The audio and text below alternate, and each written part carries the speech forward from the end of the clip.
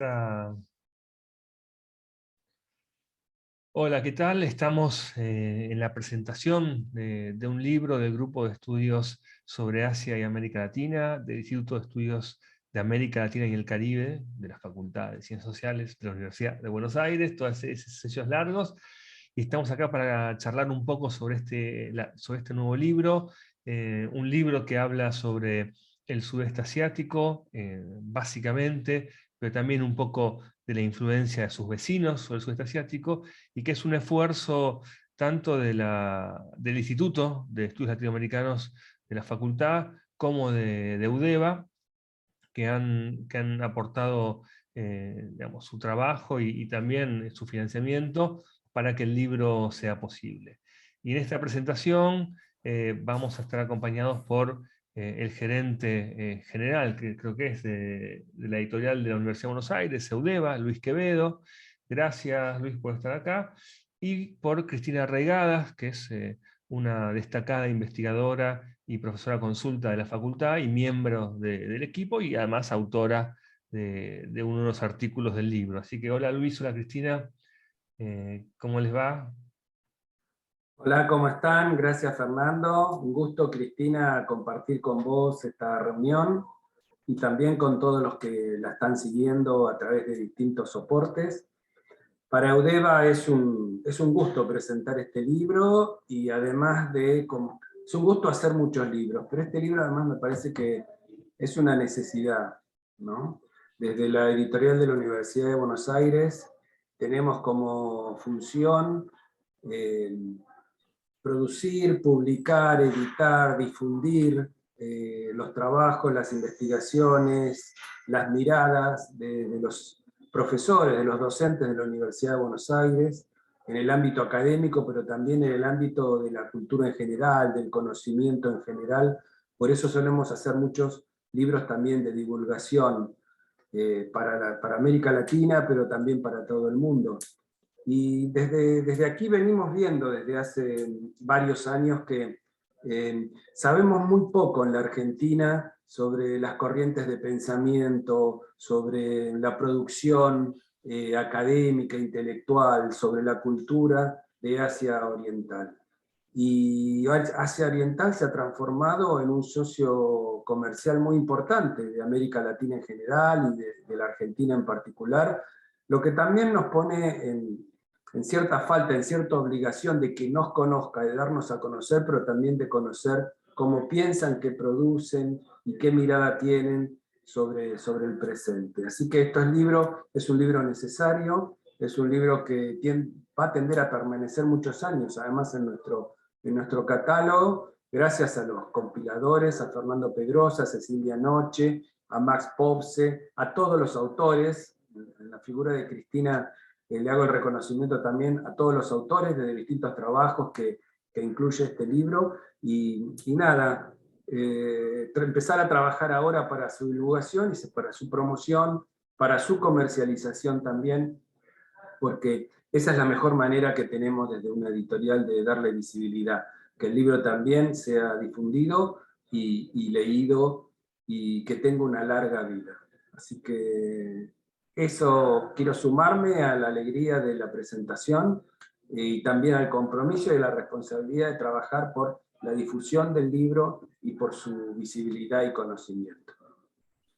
Sí, además, en primer lugar quería agradecerte, bueno, todo el trabajo conjunto, pero sobre todo lo lindo que quedó la tapa del libro, ¿no? Que la verdad que acá también tengo un ejemplar que está acá en mis manos, y para los que están interesados en la página de Eudeva, eudeva.org, ¿es? O eudeva.uva.ar. No, .com. Ah, perfecto, eudeva.com, entonces ahí. .com.ar, eudeva.com.ar. Perfecto, ahí pueden conseguir el libro. Y yo quería decir antes de, bueno, vamos a dejar de compartir un poquito, ahí está, estamos de vuelta nosotros. Antes de hablar un poco de otras cosas, quería decir que para este grupo es muy importante el libro porque creo que es uno de los primeros libros en la Universidad de Buenos Aires que está destinado al sudeste asiático, primero, ¿no? Que es producto de un proyecto UBASIT, para los que no saben, son proyectos de investigación financiados por la Universidad de Buenos Aires. El libro es producto de los investigadores de proyecto, trata de un área que es vital para los intereses de América Latina, pero también para el conocimiento del devenir mundial, ¿no? Justamente, mientras hablamos, ayer Kamala Harris, la vicepresidenta de Estados Unidos, estuvo en Singapur y en Vietnam, un poco rearmando la geopolítica global después de lo de Afganistán, que también queda en Asia, aunque no en la parte oriental. Entonces es un espacio que necesitamos reflexionar y necesitamos entender por qué pasan las cosas que pasan, ¿no? Entonces este primer libro es el producto de algunos años de trabajo conjunto del grupo de investigación, sobre todo poniendo el énfasis en cómo funcionan los regímenes políticos de algunos países de ese lugar, ¿no? Cómo entienden la democracia, cómo funciona la democracia, cómo se llegaron a las democracias, intelectualmente qué influencias han recibido para concebirlas, porque obviamente no las conciben como lo hacemos nosotros en Argentina o en Sudamérica. Entonces me parece que institucionalmente para la universidad, que este libro exista, que sea producto del financiamiento de un proyecto de la universidad, de la editorial y de un proyecto del Instituto de Estudios de América Latina y el Caribe. Quiero aprovechar para agradecerle a Mabel Tuaites Rey, que es la directora, que siempre ha trabajado mucho para estimular la existencia del grupo. Entonces, para nosotros es un paso importante, por la innovación, estar trabajando ahí donde las cosas suceden, es algo que la universidad debe hacer, ¿no? Y creo que después, pensando en estos 200 años que cumple la UBA, que este libro sea sobre este tema y sobre estas cuestiones, me parece a mí que es algo que es preciso señalar, y que un poco en la introducción lo hablamos, ¿no? Porque también hay que decir que en Argentina es una carencia pensar sobre estos temas, sobre estos países, sobre estas cuestiones. Estamos más acostumbrados a pensar en el Mercosur, en la Unión Europea, en México, en Estados Unidos, estamos más cerca de la agenda del siglo XX, y efectivamente este tema es una agenda del siglo XXI. No sé vos qué opinás, Cristina, pero Cristina es una especialista reconocida sobre estas cuestiones, y pone su énfasis no solamente en el libro, sino en su tarea cotidiana, sobre las influencias intelectuales que nutren el pensamiento asiático. Bueno, en primer lugar, me sumo a la alegría.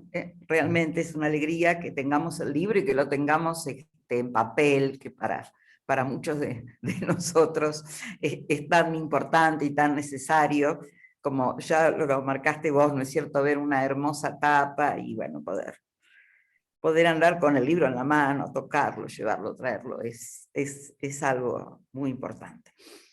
Y bueno, también agradecimiento y felicitaciones para ustedes, para Fernando, para Max, para Cecilia, para los que compilaron el libro, que no es solo compilarlo, sino todo un trabajo previo que estuvimos haciendo. Así que en nombre de los autores, aunque yo sea acá la única, pero realmente contentos y agradecidos. Y bueno, lo que a mí respecta, yo quería señalar, Fernando, 2 o 3 cuestiones a partir de lo que, del texto mismo. En primer lugar, del subtítulo, que es Lecciones para América Latina.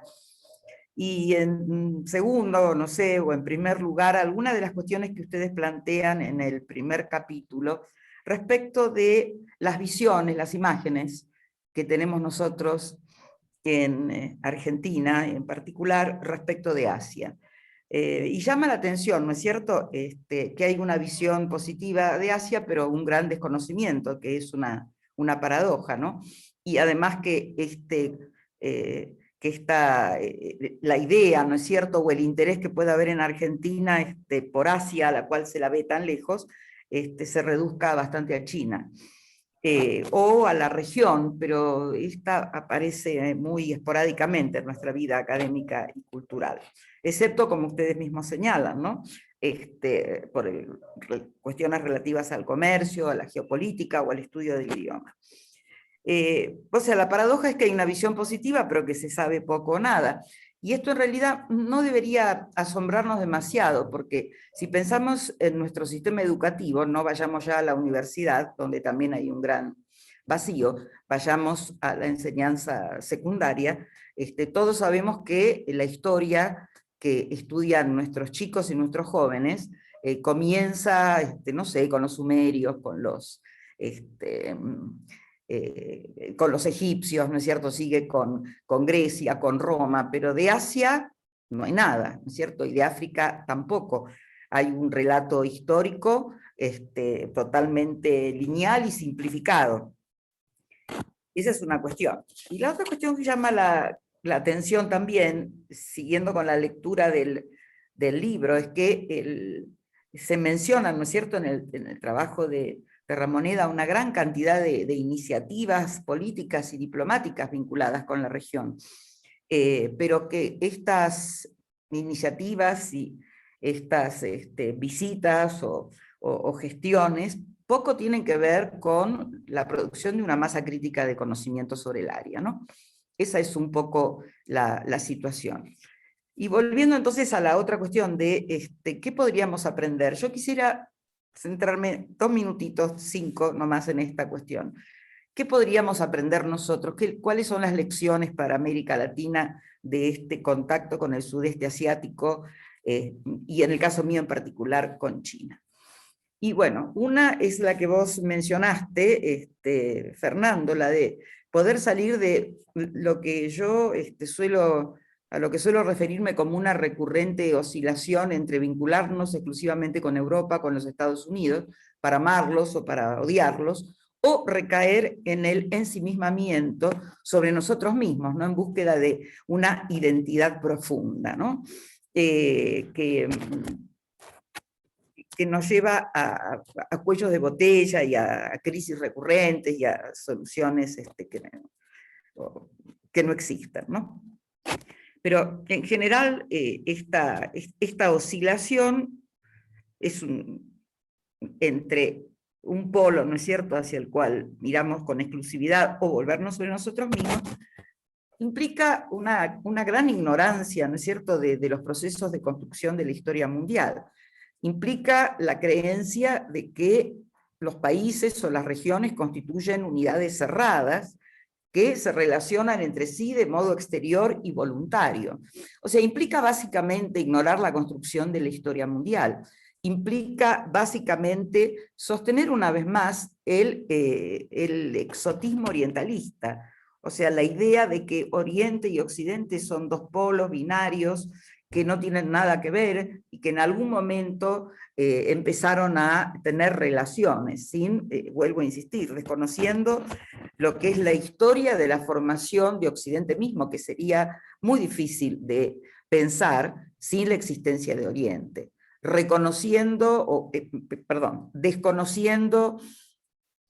que Oriente y Occidente pasaron por varias etapas en sus relaciones, etapas en las cuales Oriente fue un modelo para Occidente, después etapas en las cuales Oriente empezó a ser ubicado en el lugar del misterio, de cierta negatividad, etcétera, sobre todo en el siglo XVIII y básicamente en el siglo XIX, de modo que otra vez, en vez de ser el modelo, como fue para algunos de los ilustrados del siglo XVII, pasó a ser la imagen del mandarín sonámbulo, la imagen, ¿no es cierto?, de lo misterioso, de lo negativo. O sea, creo que una de las cuestiones que tenemos que poder remontar es esa. En primer lugar, salir de esa oscilación, ver que el mundo es más grande de lo que nosotros habitualmente creemos. Segundo, que el mundo no está constituido de un modo binario ni lineal, como también suponemos. Tercero, que hay que superar el prejuicio del orientalismo, pero también del orientalismo en reversa. Y eso me parece que es una cuestión importante. El orientalismo en reversa tiene que ver con lo que podríamos llamar cierta mirada posmoderna respecto de Oriente. Oriente ya no es el que seduce por su modelo universal, ni es el que es visto negativamente, sino que Oriente, y en este caso, bueno, China en particular, pero Oriente, es otra vez puesto en el lugar de lo inaccesible, a partir del discurso exacerbado de la diferencia. Oriente es tan diferente, culturalmente tan diferente, que no tenemos acceso fácil a él. Entonces, sobre eso se crea toda una operación cultural. que por ejemplo sostiene que tiene que ser el nativo el que está autorizado para hablar de Oriente. O sea, el punto de vista del EMIC, ¿no? Que en realidad, si no se es nativo, hay que poder hablar chino, escribir chino, y vivir en China o en Oriente o en cualquier otro país para tener acceso directo, porque todo aquello que sea, ¿no es cierto?, el saber construido pacientemente durante tantos siglos, que puede ser criticado o no, pero no importa, todo aquello que viene mediado, por ejemplo, por la cultura nordatlántica o por la cultura francesa o la cultura alemana, pero en particular por la anglosajona, siempre va a ser algo que no es lo suficientemente confiable en cuanto a las traducciones, a las interpretaciones, etc. Entonces nos quedamos con muy poco nosotros acá en Latinoamérica, nos quedamos, no somos nativos, no podemos hablar sus lenguajes, tenemos que comenzar de cero. Eso es algo muy propio de nosotros los latinoamericanos, ¿no? Esa idea de que siempre hay que comenzar de cero. Y a veces me da la impresión que con los estudios de Oriente también se piensa que hay que comenzar de cero, como si pudiéramos tener un conocimiento totalmente libre de impurezas, ¿no? Me parece que este es otro de las cuestiones que tenemos que superar, porque si no, lo que muchas veces se observa es el crecimiento de la opinología que arrasa como un desierto, ¿no? Y eso es muy negativo. Entonces, para terminar mi comentario, ¿con qué herramientas? ¿Cómo podríamos ir más allá de estos prejuicios, de estos ideologemas? No nos olvidemos también que ante la carencia de conocimientos o de construcciones confiables de conocimiento, muchas veces se aborda la realidad de Oriente a partir de ideologemas, ¿no? Ya sean de izquierda o ya sean liberales o lo que fueran. Y bueno, y con eso se profundizan los problemas. Bueno, yo creo que una de las cosas que tendríamos que hacer y continuar haciendo o profundizando es revisar la historia. Creo que tenemos que conocer seriamente la historia de Asia, para poder repensar los vínculos con Asia en estas épocas de transición hegemónica. Tenemos que seriamente pensar que para repensar a Occidente tenemos que poder repensar Asia, y que solamente con los asiáticos y con el resto del mundo podemos hacerlo, que no podemos hacerlo unilateralmente. ¿Para qué? ¿Para qué tendríamos que hacer esto? Creo que no se trata de una cuestión del conocimiento por el conocimiento. Creo que este conocimiento de los otros, de Asia en particular, que ha estado tan fuera de nuestro horizonte de comprensión, nos ayudaría a salir de este estancamiento canónico al cual me referí, ¿no? Europa, Estados Unidos, nosotros, de nuestras crisis recurrentes. Yo creo que conocernos a nosotros mismos por el rodeo del otro y producir aprendizajes mutuos es lo que necesitamos. ¿Cómo? Y bueno, creo que hay que decirle no a, no sé cómo podría traducirlo exactamente, pero al conocimiento falso o al fake conocimiento, ¿no? A ese conocimiento que solo busca ratificar lo que ya pensamos y lo que ya sabemos, sino que necesitamos movilizar creencias y prácticas, y esto significa estar dispuestos a dejar de ser lo que somos para ser un otro para nosotros mismos. Ahora, hay algo muy importante aquí, porque a veces en esta carencia en la cual nos sentimos de oscilación, en la cual nos sentimos a veces superiores y a veces inferiores, pensamos que el esfuerzo de dejar de ser quienes somos, porque en definitiva aprender es eso, es dejar de ser un poco lo que somos, no solamente debemos exigírnoslo a nosotros mismos, sino que también lo debemos esperar de los otros. Todos los participantes en este diálogo, en estas conversaciones y en estas prácticas, tienen que estar dispuestos a cambiar. Solo así, creo yo, podría acabarse el monólogo occidental, y solo así también se evitará el monólogo oriental. Y bueno, yo pienso que este libro puede contribuir muy bien a esta tarea, y espero que conjuntamente con Fernando y todo el equipo sigamos caminando en esta dirección. Gracias, Cristina, por el comentario. Efectivamente, quiero mencionar también, vos mencionaste el texto de Ezequiel Ramoneda, que es un texto introductorio que hace una especie de estado de la cuestión, donde vos marcás eso que es muy interesante. También participan, además de los compiladores, hay artículos de Patricio Gómez Talavera, de Nicole Shen, que es una investigadora chilena, que para nosotros fue muy importante porque también marca un poco la relación de nuestro grupo con instituciones de América Latina. Era importante para nosotros que este libro tenga alguna vinculación con América Latina. No solo en el título, porque para nosotros las agendas con las cuales nos vinculamos con Oriente son las agendas latinoamericanas, son nuestras propias preguntas, que vamos a buscar a veces respuesta, a veces comparaciones, a veces inspiración en Asia, pero sin poder desprendernos de nuestras propias agendas y preocupaciones, ¿no? Y como vos decías, yo creo que hace falta también una doble vía en esto, ¿no? No solo la autoflagelación propia del occidental, no tengo que ser colonialista, no tengo que ir todas estas cosas muy de moda ahora, pero también requiere del mundo oriental una intención de conocer qué pasa acá. Aunque para nosotros, en un país tan marginal en este momento del mundo, si nosotros nos ponemos a pensar que tanto nos costó vincularnos y entender a Estados Unidos y a Europa, a pesar de compartir tantas cosas, ¿cuánto nos va a costar comprender Oriente, a un Oriente hegemónico? ¿No? No compartimos ni región, ni bases religiosas, ni alfabéticas, ni culturales. Entonces, me parece que no solamente es un desafío que tenemos que hacer por curiosidad intelectual, también por supervivencia nacional, regional, para poder entender el mundo que viene, ¿no? Yo creo que eso es algo que es nuestro principal objetivo, ¿no? Reclamar, hablar, gritarle a las instituciones, a la universidad, al país, al periodismo, a otros investigadores.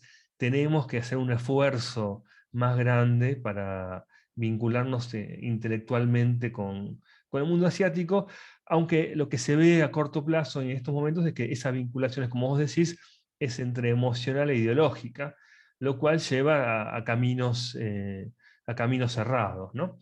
Entonces, Luis, yo quería agradecer también, porque con Luis, además de este libro, también tenemos la revista Hacia América Latina, una revista que ya 5 años ya, y que también es un instrumento muy importante porque la consideramos una red con la cual vincularnos con autores de Asia y América Latina, y que justamente ayer nos enteramos que fue aceptada en el directorio de Latindex 2.0, con lo cual también ya estamos en índices y ahora estamos buscando también ampliar la llegada del CAICIT y si es posible a Scopus, que ya hicimos la presentación, o sea que también la colaboración va siendo muy fructífera con la editorial de la universidad, y eso para nosotros nos da un estímulo porque también nos sentimos, no solo por el instituto, sino por la universidad, más apoyados en la tarea.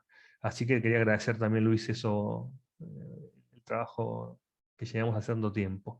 Y Eudeva también ha marcado un rumbo porque viene trabajando también con China en las editoriales, en viajar a las ferias y tratar de tener conexiones, ¿no?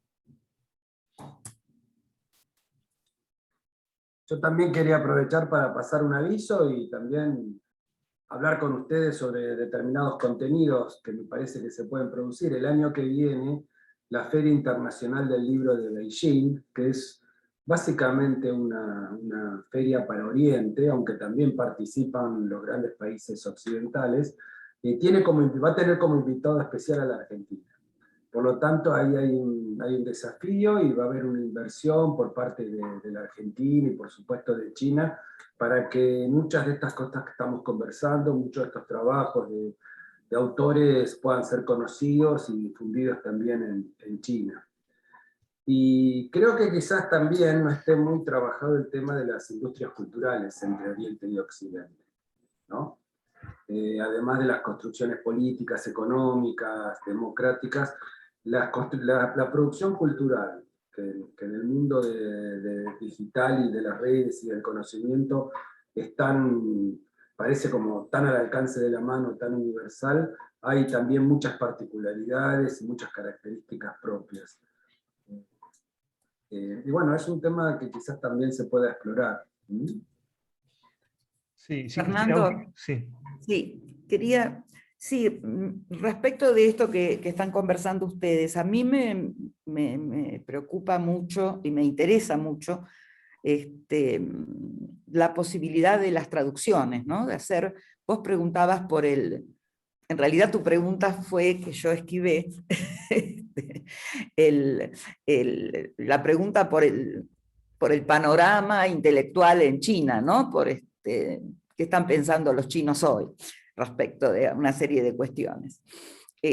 Políticas, culturales, etcétera, sobre todo respecto a las alternativas del futuro, ¿no? Hacia los caminos hacia los cuales va China. Y realmente lo que se observa es que la carencia de traducciones, ¿no? Es decir, no solo del chino al castellano, ¿no? Sino inclusive de las traducciones del inglés, o del francés, o del alemán, pero sobre todo del mundo anglosajón, ¿no? Al español. Y me parece que eso, digamos, lo planteo como una necesidad, ¿no? Porque yo lo que observo como profesora, ¿no? Como investigadora, es la falta de bibliografía en español, para los estudiantes, para los alumnos. Eso también es un cuello de botella, ¿no? Porque no podemos pensar que todo el mundo, como por ahí alguna vez se fantaseó, que vamos a aprender todo chino y rápidamente vamos a leer chino. No va a ser así. Entonces, necesitamos disponer, o sea, ¿cómo, ¿no es cierto?, estamos al alcance de nuestra mano lo que hoy están pensando los intelectuales chinos. ¿Cómo debatir con ellos sobre cuestiones que son comunes? Aunque seamos un pequeño país, pero que son comunes a nosotros y a ellos y al resto de la humanidad, si no sabemos qué piensan porque no tenemos la bibliografía, ¿no? Sí, y además porque hay miradas, digo, del 100% de los libros que se traducen al chino de otras lenguas, más del 80 y más cerca del 90% vienen del inglés, vienen del mundo sajón Sí, y de las universidades sajonas. Y ese 10-15% que queda es para todas las demás lenguas. Para tener una idea, el Instituto Cervantes en Beijing hizo todo un trabajo de los autores de habla hispana traducidos al chino, y creo que son 2000 de toda habla hispana. Y en esos 2000 están de Cervantes y Borges hasta la novela de moda o el libro de moda de Messi, digamos. Ahora se entra todo, o sea, es muy pobre, es muy poca la producción y las traducciones. Y después también las miradas. Yo me acuerdo en una de las veces que estábamos en la feria de Beijing, viene una editorial china, viene una china, y me pregunta si a nosotros nos interesan los libros de comunicación. Y entonces le digo, sí, claro, nos interesan los libros de comunicación, entendiendo en mi cabeza, como entendemos la comunicación en la Argentina, que es una ciencia social. Entonces la china se sentó muy amablemente, pidió permiso, sacó su catálogo y sus muestras, y eran libros de ingeniería, de construcciones de puentes, de construcciones de trenes de alta velocidad, de construcción de autopistas. Es decir, vos fíjate, ¿no? Cómo tenemos ordenada la cabeza de una manera también que nos condiciona a nosotros mismos. Absolutamente, sí. Y siempre que hablamos de Asia Oriental terminamos hablando de China, ¿no? Pero efectivamente quiere decir que Argentina ha tenido una política pública de Estado que fue el programa SUR, que de traducción de obras literarias a lenguas no tradicionales, al Bahasa indonesio, en Malasia, al vietnamita, Borges, cuentos infantiles. Ha habido una política del Estado que fue muy importante. Yo quiero decir que en este libro hay dos artículos que, uno lo mencioné a Nicole Shem, que es muy importante ese artículo que habla sobre la cuestión de los militares, porque este es un tema que está de vuelta en América Latina, no como antes, no la idea de los golpes, sino la idea, más la idea de una burocracia pública, como se ve por ejemplo en Brasil o en Centroamérica, y eso en Asia está pasando en general también. Y un segundo artículo que no mencioné, pero que lo quiero mencionar ahora, de Mercedes Boto, una gran investigadora y profesora de la Universidad de Buenos Aires, y es un artículo conjunto con un investigador tailandés, Padet Chotikunchong, que habla de la integración regional. Y esto para eso también es algo muy importante en la agenda, ¿no? El ASEAN como el Mercosur.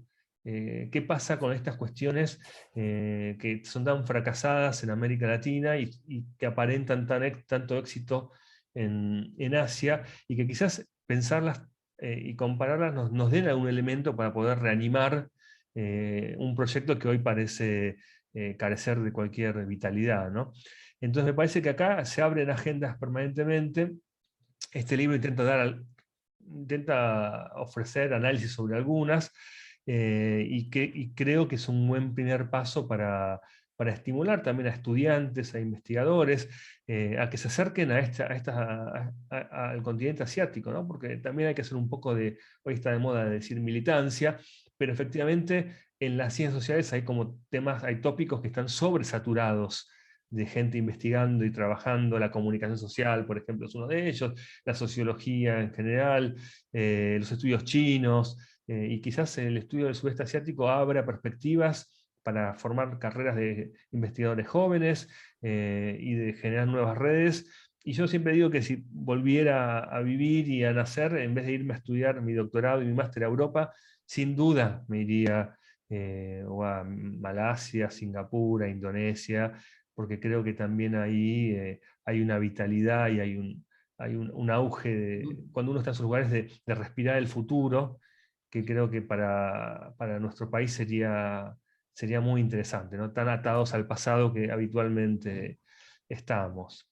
Así que nada, no sé si quieren decir algo más, pero quiero agradecerles este pequeño diálogo que ha sido muy interesante, agradecer de vuelta y recomendar el libro en eudeva.com, que acá está nuestro libro, que es un libro sobre el sudeste asiático y China, y que preanuncia lo que va a ser nuestro próximo libro, que ya te lo llevaremos, Luis, a la brevedad posible.